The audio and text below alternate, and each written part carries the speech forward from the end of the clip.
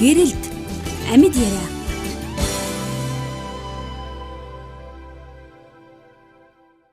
Тэгээд нэг зүйл дээр миний бас толгой иргээд байгаа байхгүй юу гэхээр манлайлагч гэж ярих юм эсвэл удирдагч гэж ярих энэ хоёр чи ялгаатай юм уу эсвэл ямар учиртай юм хоёр үг яваад идэв. Яг удирдлагын миний уншсан ном тийм юу шилдэг вэ? Удирдлага дээр бүх юм тогтд юм аа.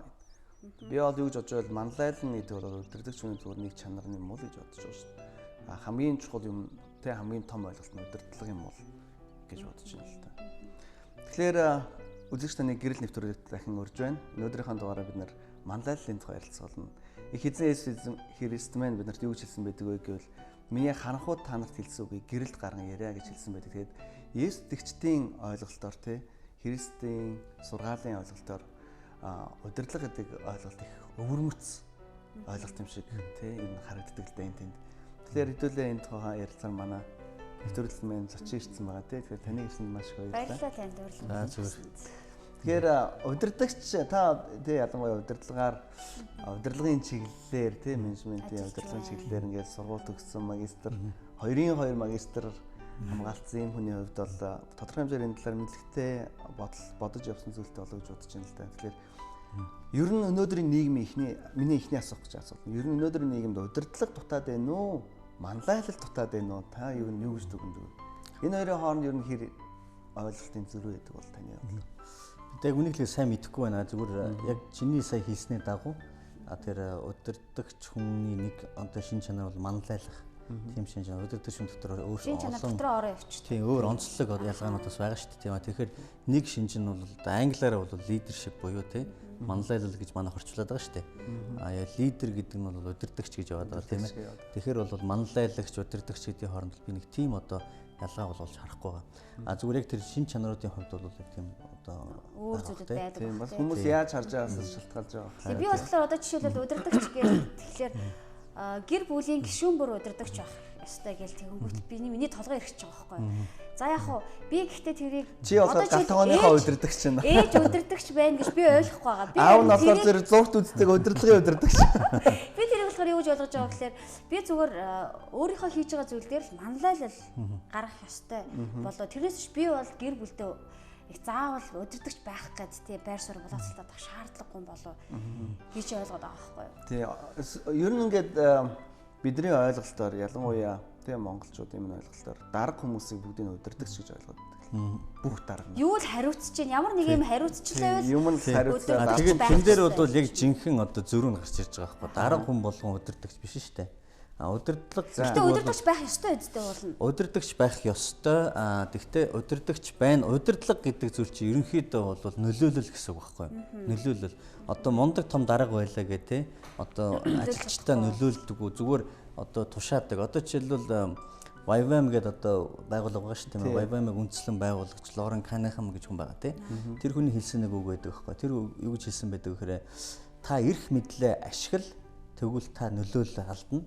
Та нөлөөлөл ашигла тэгвэл та эрх мэдлийг олж авна гэж байгаа байхгүй. Тэгэхээр айгуу тийм яг ингээд хүн ингээд өөрийнхөө одоо том даргатай одоо юу гэдэг цэргүүдтэй хийлээл одоо ингээд чи текстөө ингэх ёстой тушаагаал одоо тэгээд хандчингууд тэр нь эрх мэдлээ ашиглаж байгаа. Тэгтэл тэгснээрээ тэр хүн заах нэг удаад тэр хүн загнуулж болно, хоёр удаад хүн загнуулж болно. Гурав дахь хүн бол тэр хүн нөлөөлөхгүй шүү дээ. Яванд бол энэ ингэ ярьдаг юм аа. Улам бүр нөлөөгөө алдаад байна. Тэгэхээр бол тэрний оронд одоо жишээлбэл одоо юу гэдэг тэр хүндээ нөлөөлөх одоо жишээлх юм бол нөлөөгөө ашигла гэж байгаа ихний шин.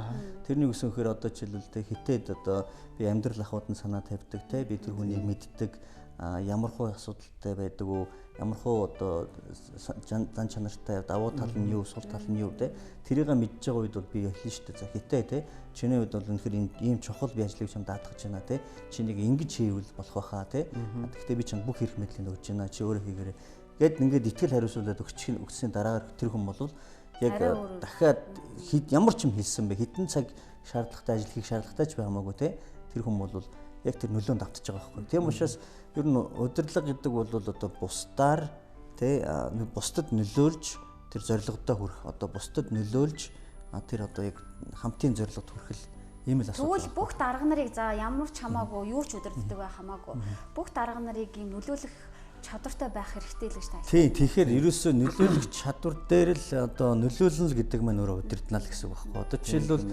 Библийн жишээнүүд бол байгаа шүү дээ. Жишээлбэл Библийн их өвөрмөц тийм яг нөгөө Христэд удирдлагын тогтолцоо тэгээд одоо ерөнхий банлайлал тэр чиглэлээр бол хоёр өөр ялгаатай байгаа шүү дээ. Ялангуяа сүүлийн үед бол бас нэг юм гарч ирж байгаа нь үйлчлэн удирдах уу гэдэг юм гарч ирсэн тийм. Тэрний ялгаа нь бол ерөөсөө юу гэж юм хэрэг үйлчлснээрээ тий байлдан дагуулж тэр хүмүүстээ нөлөөлж гин гэж л ойлгох хэрэгтэй байхгүй. Одоо жишээлбэл Жанжины Сүхбаатар юм шүү дээ. Өөрөө эсвэл зүгээр л цэргүүдээ те та нар хүрээг өчөөд излээдэр ч юм уу те өөрөө тэгээ ардан суугаад ч ухаандаа байгаад л өөрөө урд нь ямар ч Жанжин яг тэр ажлаа хийхгүй байсан бол тэр удирдлагаа хийхгүй байсан бол магадгүй яа. Яг тушаалаар бол цэргүүд нь явах байсан баг те. Гэхдээ одоо жишээлбэл одоо Сүхбаатарын жишээн дээр аваад үзэх юм бол хорцсон хоолмол те одоо тийм янз янзын муухай мөгжин тэр чи хамт туулаад гарсан учраас тэр хажууд байгаа цэргүүд бол яг итгэж байгаа байхгүй. Бидний зовлон мэднэ, бидний одоо асуудлыг мэднэ те. Тэг энэ дээр юм шийдлэг олж ийн ингээд хамтдаа яваа гэдэг. Тэгэхээр тэр ерөөсөө л яг одоо те тухайн ажилтнаа одоо яаж ер нь бол альва одоо тэр манлайлал гэдэг зүйл чинь өөрөөсөө бол нэг байгууллагын тухайн бүлэг хүмүүсийн тухай яриад байгаа шүү дээ. Тийм ээ. Тэгхгүйгээр одоо юу гэдэг дагалдагч гэдэг юм уу эсвэл бол өдөрт манлайлуулж байгаа хүн байхгүйгээр манлайлал байна гэж байхгүй тий. Тэгэхээр тухайн тэр бүлэг хүмүүсийг нэг тодорхой зорилгод хүрэхэд л тэр тий нөлөөлж одоо тэгээд тэргээр дамжуулан хамтын зорилгодоо хүрж байгаа бол тэр бол манлайлж байгааг байгаа байхгүй. Тэгээд тэр Христч манлайллын нэг онцлог бол яг энэ үйлчлэн удирдсанараа тухайн хүндээ яг нөлөөлдөг. Тэгвэл одоо заяа ажил хийж байгаа. За ажилчин байлаа гэж үү. Ажилчин хүн манлайлагч байж болох уу? Болно шүү дээ. Тухайн хүн одоо хамт олондоо манлайлж болж байна тий. Одоо жишээл өөрийнхөө ажил мэргэжлээ. Өөрийнхөө нэг эргэн тойрон хил хязгаарчлал гэсэн үг үстэй. Тий, ерөөхдөө өөрийнхөө ажил дээрээ одоо манлайлж болж шүү тийм ээ. Жишээлх юм бол хамгийн сайн нь байдаг тий. Одоо нэгтлэн байлаа гэд хамгийн сайн байдаг. Одоо жишээлбэл спортын тий тамирчин байлаа гэд хамгийн сайн нь байдаг. Заавалчгүй олимпийн авраг байх албагүй тий. Гэхдээ яг одоо тэр хамгийн дээдлийн түвшинд одоо тэр өөрийнхөө болох бүтэх хэмжээнд одоо тий манлайлж явж байгаа бол ч манлайлал тий. Тэгэхээр тиймэрхүү л одоо зүйлүүдийг тийм л юм л да. Христ Библиэр хэлсэн байдаг шүү дээ. Та нарын дотроос хамгийн тэргүүн байхыг хүсэж байгаа нь бүгднгийнх нь зарцсан бай. Тэр үгийг Иесус их сонин тохиолдол хэлсэн байдаг тий. Нөгөө хоёр дагалдагч нь асуудаг байхгүй ш. Иесусээ хожим те хаан ширэндээ залраад ингээд бүгдийг захирахтаа намаа баруун талд манад зүүн талдаа байлгаад өгөөч. Яг тэр л одоо тэгээ хүмүүс болохоор зэрэг нөгөө нэг альбан тушаал байр суурийг мэдэл алдар нэр авах аргыг хайгаад байдаг. Тэгээд тийшэл зүтгээд байдаг. Тэржээс би хүчтэй удирдахч болох юм байна гэж ингэж ойлгоод байдаг боловч яг Христийн хэлснээр бол үгүй тэр байр суураас илүү хүчрэхэг тийм удирдлагын тийм арга барил юм уу байна. Тэр нь бол зөвхөн хүмүүст ингээ үйлчлээд яваа. Тэгээ тэр нэг өөрийгөө нэг доош нь чихсэн тэр тухай бас яриаггүй тийм тухай бас яриаггүй тийм мэдээж бол одоо удирдлага манлайлж байгаа хүн одоо жишээлбэл тэр доогуур тушаалын албан тушаалнуудаа байна. Тэднэрт өөрөөгөөг нь даалгавар өгөн тэр бол мэдээ тодорхой хариуцлагын хүлээлгэн тийм тэр бол байх ёстой. Өөр нэг талаас үүрэг нь үстэй тийм үүрэг нөгөө талдаа бас яг хандлага яриад байгаа юм л да энэ хандлага тийм нөгөө нэг бид нар бол одоо жишээлбэл хүнтэй чи нэг уулзаад нэг хэдхэн минут ярихад л тэр хүн ямар хөө хандлагатай хүн бэ гэдгийг тодорхой хэмжээнд мэдэж болно шүү дээ. Тэр хандлагын тухай яриад байгаа хөө. Одоо жишээлбэл нэг хүнд цай хийгээд өгч болно тий. Цай хийцэн байвал хийцэн байна. Тэгтэл энэ цайг ингээд салгиулаад одоо яваачаад ингэчж байна уу тий. Эсвэл бол чин сэтгэлээсээ тавиад ингээд өгж гин үү тий. Тэнд чинь хоёр ялгаа байна шүү дээ тий. Тэгэхээр бол яг л тэрийг яриад байгаа хөө. Тухайн хүнийг одоо яаж дагуулan авч явж яана гэдэг бол үндсэндээ чухал байна. Та ерөн таныг бол би манлайлагч гэж ойлгож байгаа шүү дээ. Тэгээд ер нь хэдэн настайдаа яаж манлайлж байв? Эсвэл би манлайлагч гэдгийг хизээ ойлгов. Яг тэгч сонин чухал асуулт асуулаа л да. Би ерөөсөө 16 тагаас эхлээд Христэд итгэсэн байгаа юм ерөнхийдөө. Тэгээд тэр үеэс эхлээд ингээд мөнхийн хайр гэдэг цуглаанд явж эхэлсэн. Тэгээд цуглаанд явж байгаад нэг л мэдсэн чинь би залуучуудын цуглааны ахлагч болсон байсан. Тэр бол ямар нэгэн одоо хүн ингээл надад гар тавин залбираалan гэлэгсэн байхгүй. Зүгээр ерөөсөө л тэр Хэдэн залуучуудад ирсэн залуучууд байсан. Тий. Тэгээд манай нөгөө урд нь удирдахжсэн удирдагч байна бас тэгээд цаашаа үргэлжлэх боломжгүй болцсон байсан. Тэгээд нэг мэдсэн чинь л одоо залуучууд намайг л одоо тий жавхаал байх хэрэгтэй гэсэн тиймэрхүү юм явсан.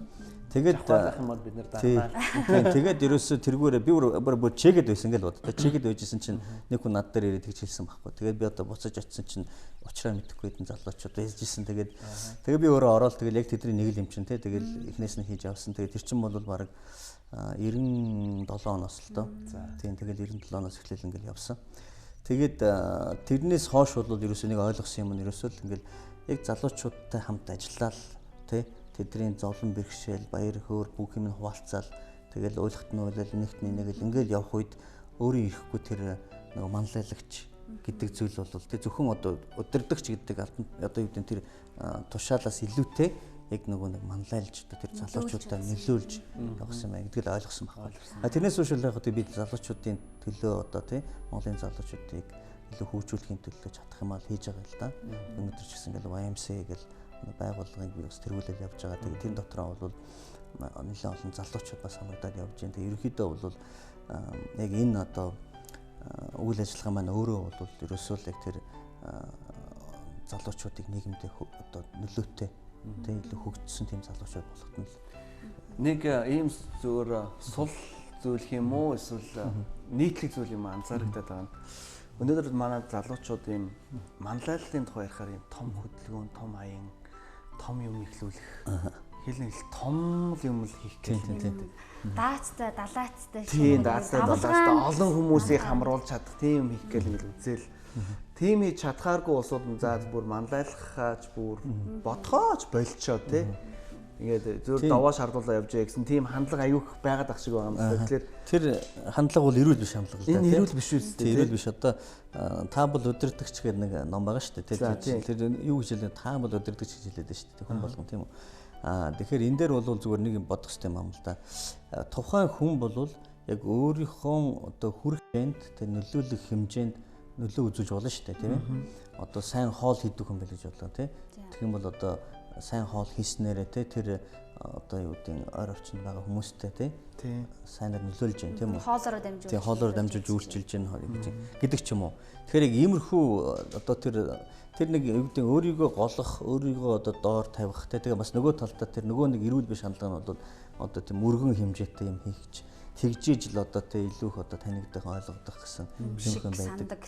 Тэгэхээр тийм биш л юм аа л да. Тийм ойлголтыг бас залуучууд бас нэг талаасаа сургалтын боловсролын систем бас сайн өгч чадахгүй байгаа юм шиг тийм бүгдийн хайрцаг дотор нь орлоо. Тэдэнтэй ажиллаж байгаа хүмүүсийн хувьд үнэлэмж үнэмжээс өгч чадахгүй байгаа юм болов уу? Тий. Наваг би нэг Америкт нэг хэсэг хугацаанд байсан юм аа. Тэгээд тэр үед нэг конференс оролцоод 14-тэй 16-тай эгчдүү хоёр ингээд тэр урд чуулган дээр гарч ирээд амьдралынхаа тухай ярьж байгаа хгүй хийсэн зүйлийн тухай. Мань хоёр яасан бэ гэвэл ийм Америкчийн ийм дүүрээр ингээ амьдарч байгаа шүү дээ тийм. Хороо ч гэсэн одоо монголоор ярих юм бол. Тэгсэн чинь тэр яг тэр гудамжных нь мухарт тийм ижил хүснүүдийн баар нэгдэж байгаа байхгүй юу? Тэгээ хоёр охин яасан байл бид нар энд ийм баар байхыг хүсэхгүй байна. Шууд нэг хорооныхоо хурал дээр өөрөлд City Council дээр гүйцэж онгодоо тий. Тэнд очиод бид хоёр ийм илтгэл тавьмаар. Тэгээ хоёулаа илтгэлээ тэнд томчуудынхаа өмнө тий уншиж байгаа хгүй. Ийм шалтгаанаас болоод бид нар ийм ижил хүснүүдийн тий ийм баарыг архиудын ийм газрыг бид нар энд байлгахыг хүсэхгүй байна гэдэг. Тэгээ тэр хоёр охины гаргаж ярьж байгаа тэрнээс болоод нөгөө том байр суртай нөгөө албан тушаалтай өндөр албан тушаалтай зөвлөлийнхэн бүгдээр юу хэлж байгаа вэ? За энд ийм баар тий ажилуулах зөвшөөрлийг өгөхгүй ээ. Тэгэхээр тэр октод бол бас нөлөөлж нөлөөлж одоо ерөөс ийм л юм одоо нөгөө X одоо Y generation гэж яриад байгаа шүү дээ тий. Одоо юу гэдэг компьютер технологид сайн тий. Тэгээ бас одоо тэр юуны өөрийгөө зөвхөн боддог биш бусдыг боддог тий. Тодорхой хэмжээнд дэлхийг өөрчлөлмөр байгаа. Төсөө зорилготой ийм одоо залуучууд айгүйх гарч ирсэн шүү дээ одоо бол тий. Тэгээд одоо энэ орчин ч гэсэн өөрөө айгүй тийм боломжийн болсон тий сошиал медиа байна тий. Юугаарч дамжуулаад маш масс тийм хүмүүс хүрэх боломжтой тий. Тэгэхээр өнөөдөр Монгол залуучууд хорооныхоо хурал юу нөч тийм үгүй шүү дээ. Тэгэл харин байхгүй. өвөө минер сууж идэг үстэй. Яг нэг тэр бол яг бас тогтолцооны гажууд бас байгаа л да. Яагаад вэ гэвэл анханасаа ерөөсө тэр хорооны хуралд суугаад ямар ч тийм хэрэггүй. Яагаад бол нөгөө санхүүгийнх нь эрх мэдэл нь өгдөг байсан байхгүй. Одоо би хорооны засаг даргын төсвийг яаж захин зарцуулж байгааг би хянах аргагүй. Тэгэхээр тэр хорооны хурд 1000 орчууд яахын гол шийдвэр бол тэр засаг даргын гарсан байгаа юм дээ. Ярих нь шүү дээ. Тийм учраас байгаа хүмүүсийн л эрх мэдэл. Тийм учраас тэн дээр бол тийм байгаа. Гэхдээ нөгөө талдаа бол одоо бид залуучууд бид нар нийлээл тий одоо ингээд хамтдаа нийлээд юм хийхэд бол үнэхээр нөлөөлж болох үз зүйлүүд зөндөө байгаа шүү дээ. Бүтээлчийг бид нар сэтгэх хэрэгтэй байгаа байхгүй. Тэгээд илүү тэр иргэний одоо үүргээ илүү хидлээд тий хариуцлагаагаас үрээд ингээд явах хэрэгтэй байгаа байхгүй. Тэгвэл маш их одоо гайхам. Одоо биний мэдхийн бас нэг Америкт байдаг хөдөлгөөн байдаг. Тэднэр дээр бол бас юу яригддаг гэхээр одоо энэ vision гэдэг юм конференц жил болгон хийгддэг. Тэгээ ерөөсөө л залуу хүмүүнийхээ хувьд чи яаж нийгэмдээ нөлөөлж болох вэ? Тэ? Чи яаж багхан ч гэсэн өөрчлөлтийг авчирч болох вэ? Тэ? Гэсэн иймэрхүү. Тэгээд баг далай тусал нэмэр гэдэг тусал болгон ингээд далайг бий болгодог шиг л тэгээ одоо бид нар айдын захын би чи хогоо гаднаа хаяхгүй хөдөө бид нар явлаа тэ хөдөө айгүй хогтой биш л тий одоо бид хүн болгон л одоо тэрийг аваад машинда тэр хогоо тэ хадгалаад аваачаал хогийн самд хийчихэд болчихж байгаа байхгүй тэгэхээр яг иймэрхүү байдлаар тий одоо юу гэдэг өөрчлөлтийг бид нар түрүүний хэлээр эхлүүлж болох байхгүй. Тэр ойлголтоос тэр одоо нэг л том л өөрчлөлт хийж чадахгүйгаас олж гээд бүр огт ямар ч тэ өөрчлөлт рүү ямар ч юм дээр мэдээж манлай л үзүүлэхгүй явчихж байгаа байхгүй залуучууд. Тэгэхээр одоо шинэ за би ямар их хог хайж байгаа гэж гээд ганц тэ ундааныхаа савыг хаяхад тэр чинь тэгэл болохгүй л байгаа байхгүй. Тэр ундааны савыг л аваа явахад л тийм ээ тодорхой хэмжээгээр өөрчлөлт. Хүн болгон тэгж хандах юм бол сайхан цэвэрхэн оронд амьдарч болохоор байгаа юм тий. Тэгвэл нөгөө хүмүүс чинь би хичнээн 1000 тэмцээд би ганцаараа 1000 тэмцээд юу ч өөрчлөгдөхгүй гэдэг яг ийм бодолтой болцсон. Тий харин тэгэхээр хүн болгон өөрөө тодорхой хэмжээний тийм өөрчлөлтийг гаргаж болно. Тэгээд нийлээд бид нар тий одоо нийт одоо үндэсний хэмжээний ч юм уу тийм өөрчлөлтийг бид нар бий болгож болно гэдгийг ойлгох хэрэгтэй байхгүй. Далай тусал нэмэр тий. Би яг тийм үзлээ өрөх дуртай байхгүй. Тэгээд шантаршгүй тий шантарч болохгүй тий хичнээн ингээ нүдэн дээр ингээ болохгүй юм шиг харагдах юм шиг. Одоо жишээлбэл ерөнхийлөгчийн сонгуул болж хахад хүмүүс тангараг өргөж хахадлаа тэр нь болохгүй энэ болохгүй ингээл зам их ярьсан шүү дээ тий. Тэрэн дээр ч гэсэн би харж ирсэн. Ингээл сурна шүү дээ. Яа тийм сурна болно гэл хэдэн үнтэй би бас маргалдчихлээ байхгүй. Тийм болохоор нөгөө бас магадгүй бас альва нэгэн хүнийг хажуудаа бас нөлөөлөх гэж оролж байгаа хүнийг бас дэмжих нь бас зүйтэй болов.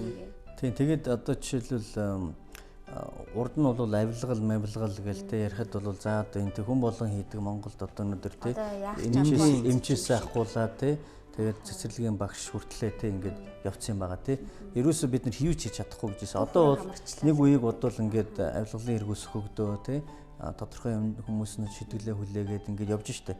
Эн чинь бол яг ингээд нэг бүхлөтэн юу болчихж байгаа байхгүй өөрчлөлт гарч ирж штэ. Хүмүүс яг ойлголтыг өгч байгаа байхгүй. Одоо хуучин жишээлбэл машиныг хурдтай давхиал одоо тэ сохтуу мохтуугаар барьдаг тэ тэр үе нэг хэсэг ингээд нэлээд бас өөрчлөгчлөө шүү дээ. Одоо бол пив уухаас хүмүүс жоохон болгоомжилж машин барьж байгаа тэ боддог болсон. Тэгэхээр яг иймэрхүү өөрчлөлтүүд баг ч гэсэн гарч байгаа нь бол яманда том өөрчлөлтөнд үндэсний хэмжээний өөрчлөлтөнд хүрэх л байхгүй.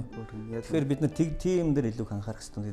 Яг залуучуудын хувьд дээр нөгөө жижигхэн зүйлд ингээд хүн өөрөө манлайл үзүүлэх гээд те энэ хичээж байгаа нь өөрөө бусдын бүх хүмүүсийн одоо зарцсан бай бусдаа үйлчлээ гэдэг тэр л байр сууриас л те хийх боломж. Хэрвээ би бусдыг дагуулдаг мундаг хүн болно одоо олон хүмүүсийг би удирднаа гэж харж байгаа хүмүүс бол ерөөсө том юм өөрчлөхгүй л болвол сэтгэл ханахгүй те. Тэгэхээр жижигхэн өнөөдөр байгаа хүндээ хажууд байгаа хүндээ нөлөөлчихё л гэж бодож явж байгаа хүмүүсийн хувьд бол асар том хөдөлгөөний эхлүүлэх тийм хүч чадал тэнд яваад байдаг тийм. Одоо жишээлбэл тэр Библиэл дээр байдаг Йосефийн жишээ байна шүү тийм үү? Ерөнхий сайд Египт ерөнхий сайд бас Йосефийн жишээг харах юм бол Йосеф гинтэл ерөнхий сайд болоогүй шүү дээ. Яасан бэ гэхээр бүх юм зөвөр хийжсэн тийм үү? Зөвөр хийгээл яваад исэн харин тэрнийх нь одоо хариуд нь дандаа л муу юм хүлээж авч ирсэн шүү дээ. Тийм багаас нь л хэсүүлээ. Эхлээд тэр чинь тэгтээ шантралгүй явсан тийм үү? Эхлээд айлын зарц боол болоод ажиллаа тийм маш сайн боол нь байж байгаа.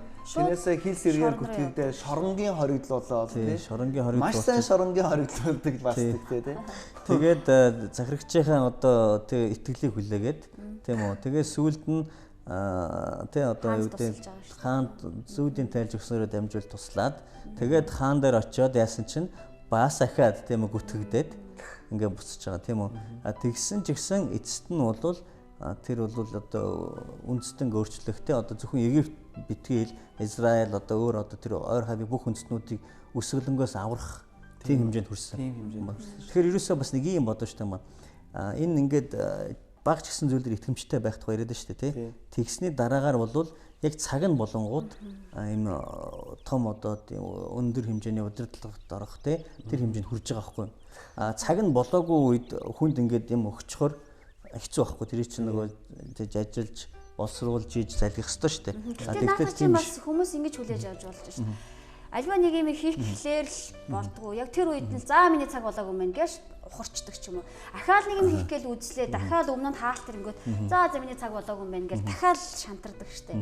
Ингэж буруугаар ойлгох боломжтой юм шүү. Тэгээ ерөөсөө хизээ цаг нь мэдхгүй. Тийм тэгэж бас буруугаар ойлгож болно л доо. Гэхдээ ер нь бол альва юм одоо жишээлбэл Йосефийн жишээн дээр хаж үзэх юм бол тэнд ямар одоо тохироо бүрдсэн байна те тохироо бүрдэж байгаа шүү дээ тухайд чинь те бүрдсэн байна гэхээр тэр ерөөсөө л одоо нөгөө өнгөрсөн хугацаанд бүх итгэмжтэй байсан зүйлүүд нь хэдийгээр дандаа сөрөг болж иргэжсэн ч гэсэн эцсийн мөчөд нөгөө те эрэг болж мань хүн нөлөөлж байгаа байхгүй. Тийм учраас бид нар бол өнөөдөр баг ч гэсэн одоо те сайн үр тарих юм бол бид нар дараад нь ямар зүйлийг хурааж авах вэ? Сайн л ургацыг хурааж авах. Мэдээж хэсэг хугацааны туршид хогийн ургамал ургаж магадгүй те. Тэр дотор ингээд харагдахгүй сайн үр чинь мэддэхгүй юм шиг санагдаж болно. Тэгвэл юу болвол те эцсийн үр дүнд бол одоо миний нэг хэлдэг үг бол бас те үннээр явал өхөр тэргээр туулайг үүснэ гэдэгт бол би итгэдэг. Нэг үе бол хүмүүс итгэхгүй хэмжээнд хүрсэн байсан шүү дээ. Бид нар ингээд нөлөөлөл гэдээ яриад байна. Гэтэ энэ дунд чинь бас нөгөө сайн нөлөөлөл муу нөлөөлөл гэж байна. Мэдээж байна. Тий. Магадгүй тэгээд нөлөөлөх гэж оролж байгаа хүмүүсийн үед аминдаа өөрөө дотор болохоор би сайнаар нөлөөлөх гэж байна гэтэл бас муугар нөлөөлчих тохиолдлууд үүрч байна. Тэгэхээр бид нар манлайлал гэдэг ерөнхий сэдв ярьж байгаа үед бол муугар нөлөөлж болно шүү дээ. Одоо жишээлбэл мундаг удирдагч нар дэлхийн түүхэнд байсан тий. Хитлер байна тийм үү? За ингээл мөнхөр мундаг удирдагч нар байсан тийм үү? Тэгвэл тэдэр хүмүүсийн хувьд бол нөгөө нэг үнцэн тэр байр суурь яг юун дээр эрхэмлэх зүйлээ байлгаж ирснээс нь хамаарад үр дүн нь бол өөр гарч штэ тий. Тэгэхээр нөгөө нөлөөллийн зүрх сэтгэл гэдэг чинь бас чухал байх нь тий. Яг нөгөө хүн маань ямар зүрх сэтгэлээр ямар санаа бодолтойгоор сэтэлтэйгээр хийж ер нь бол нийгэмд цөөхөн дарга харин олон манлайлагч байх хэрэгтэй юм шиг санагдав. Их олон дарга нартай болоод ирлээ чинь миний одоо харж байгаагаар тэгээ маш олон хүмүүс яг тэр манлайлагчийн мөн чанарыг эзэмшээгүйгээр тий аваагүйгээр дарга болцохороо зэрэг даргыг ерөөсөө ингээл гарын үсгээр тамгаар хийдэг ажил гэж л ойлгоол тий тэргээрээ болж би илүү олон хүмүүс сайн зүйл хийж өгөх боломжтой юм байна гэж хараад байдаг. Тэгэхэд үүндээ бол хамгийн чухал бас сурч өстой зүйл манлайлал хэрэг манлайлагч хүн байх юм бол зүгээр эндээс л тэр дарга нөлөөлөд чадхаар байгаа даа. Тэгэхээр энийг ийм л юм байна. Миний хараагаар бол одоо миний ойлгож байгаагаар бол ерөөсөө энэ яг энэ одоо үйлчлэн удирдахууч гэдэг юм уу те яг энэ зөв удирдлагын энэ арга барилын талаар илүү их боловсрол ойлгуулж те таниулж удирдлагын сургалтуудыг нэлээд сайн хийх хэрэгтэй юм шиг байна. Ингээд ерөнхийдөө хүмүүс л удирдлагын семинар ингээд аваад нэлээд болцсон юм шиг юм л да. Гэхдээ яг үнэхээр одоо зөв хоол идэж гэнэ үгүй юу те гэдэг бол их сонирн те. Яг олон нөгөө нэг дарга байх сургалт гэж ойлгоод байгаа шүү. Тийм. Яавал сайн дарга болох вэ? Яавал сайн дарга байх вэ гэж ойлгоод байгаа шүү. Тийм. Гэхдээ нэг үе бодвол яг хүмүүс бас яг үдийн тэр нэрээ яг энэ удирдлага гэдэг бол нөлөөлөл юм байна гэдгийг бол бас тодорхой хэмжээр ойлгож байгаа юм шиг байгаа юм тий. Энэ их барууны сэтгэлгээ бас зүгээр Библийн үндэслэлөөс зарим хүмүүст бол ингээл иймэрхүү шинэлэг зүйлүүд ерөнхийдөө барууных тэгээд барууны юм бид нар дуурайхгүй одоо манай жинкс маань өөрөө мундаг удирдах шийсэн учраас тэгэхээр одоо жишээлбэл нэг жишээ би хэлж болно. Манай аавын жишээ байна л да. Жишээлбэл миний аав бол яг манай өрхийн тэргүүн тий. Үнэхээр чадaltaй залуу сайхан үед үнэхээр энийг үнэхээр мундаг хийж ирсэн. Одоо ч гэсэн гарын урд аягүй сайтай байхгүй. Гэхдээ манай аав гэртээ үйлчлдэг хүн байхгүй юу. Би ерөөсөө тэрнээс л тэрийг ойлгож авсан. Юу гэхээр гэрийнхэн бүх юм хийдэг. Одоо манай ээж бол бас маш ихээр ажилдаг байсан те. Тэр үед ч гэсэн ингээд оройн хоол моол хийн гэр орон цэвэрлэн. Яг үндсэндээ бол тэр чинь ингээд нэг юу гэдэг хүмүүст Монгол эрх хүний хувьд бол ирж байгаа нэг би нэг те. Нэг тийм биш те. Тий. Монгол эрчүүд их нэртэй яаж тусалдаг вэ гэсэн чинь те. Хөлөө шалаад угаахт нь яаж тусалдаг вэ гэж байгаа байхгүй юу? Хөлөө. Тий. Тэр шиг л тийм биш. Тэгэхээр тэр бол би барууных гэж бодохгүй. Миний баруун биш шүү дээ, тий. Тэгэхээр бол тэндээс авсан чанар. Зүгээр тэр яг одоо үйлчлэн удирдах уу гэдэг тэр зүйл бол ерөөсөө Библиэс үсэлтэй, тий. Одоо яг ерөөсөө Христийн тэр бусдад үйлчилж байгаа. Тэгээд юу гэж хэлж байгааг би одоо багасаж бусд нь өснө гэдэг, тий. Тэр чанар байна, тий. Нөгөө талд нь бол хэрвээ одоо бусдад илүү их одоо нөлөөлөе гэж бодож байгаа бол үйлчлээ тийм хамгийн доотлол нь бай. Хийж харуулаарай. Тийм. Яг үнэ. Солонгос эзэдийн бас нэг жишээ байдаг шүү дээ. Би бас хараад анх бол гайхчихсан.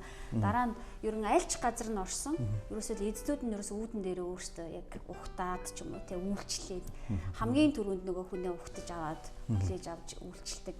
Яг тэр байдлыг харахтаа за ерөн тэгээд шууд Монголтойгоо харьцуулж байгаа юм чинь хаана манай Монголд эзэн гэтэл наацх нөгөө жижиг дунд бизнес хийдэг хүмүүсийн хувьдлахлаар ядаж өөрсдөө мөнгө нь авахгүй тийм учраас өөрийнхөө юм дээр өөрөө заавал байх шаардлагатай тийм. Саяхан манай дээр Майкл Подолинский гэдэг нэг илтгэгч ирж сургалт явуулсан. Тэн дээр нэг Подолинский авч ирсэн нэг жишээ байгаа байхгүй. За Burner гэлүүдээ нэг тийм ресторан байдаг юм байна л да Америкт. Тэгээ тэр ресторанд залуудаа орсон гэж байгаа. 16 долоотой хүүхдүүд. Тэгэл ингэсэн чинь нэлээд юм тийм урт очертой байсан гэж байгаа. Тэгэл хүлээгээл за одоо тийм амар их очертой юм дэ яад юм бэл өөр тийш явд юм билүү гэсэн чинь үүдэнд нь тэр нөгөө юу нэг юм настай хүн хөтж авсан гинэ өөртөө. Тэгээ намаа Burner гэдэг юм миний ресторан гэдэг тий. Тэгээд та нар тэгээ gentleman гэдэг дуудаад байгаа байхгүй тэр 16 долоотой хүүхдүүдийг тий. Gentleman буюу одоо тэрхэн ноёнтой гэдэг дуудаж байгаа тий. Тэгээд тэд нар чи ийм джинс мэс өмссөн ийм подол хүмүүссэн тий зүгээр ингэж мэгцэн хөтөд явж байгаа шүү дээ. Тэнгууд gentleman гэдэг дуудаад байна шүү дээ тий. Тэнгууд нөгөөдөл чи айгуу тийм онцгой санагдсан байгаа юм л да. Тэгээд их ойлголт төрүүлсэн тий.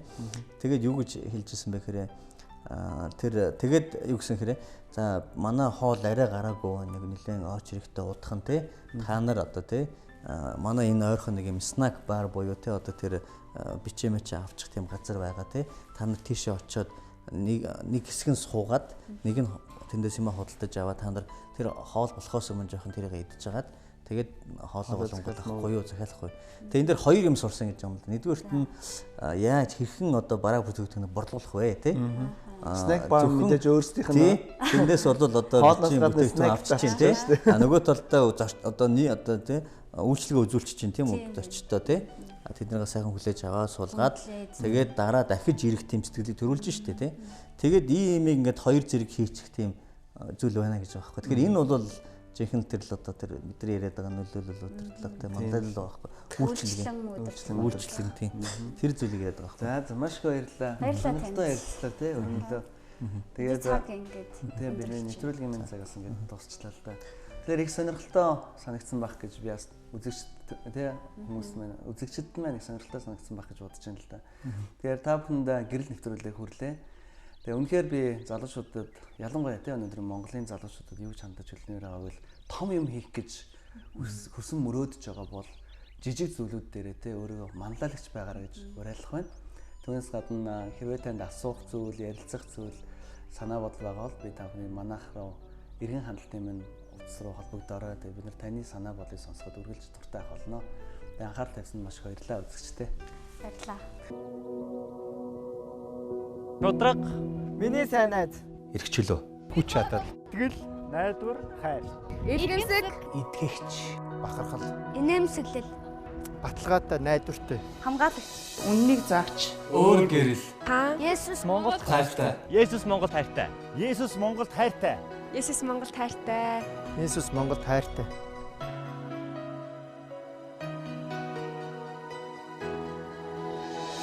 Гүмсэрлэгдэн зүрхэнд хүрсэн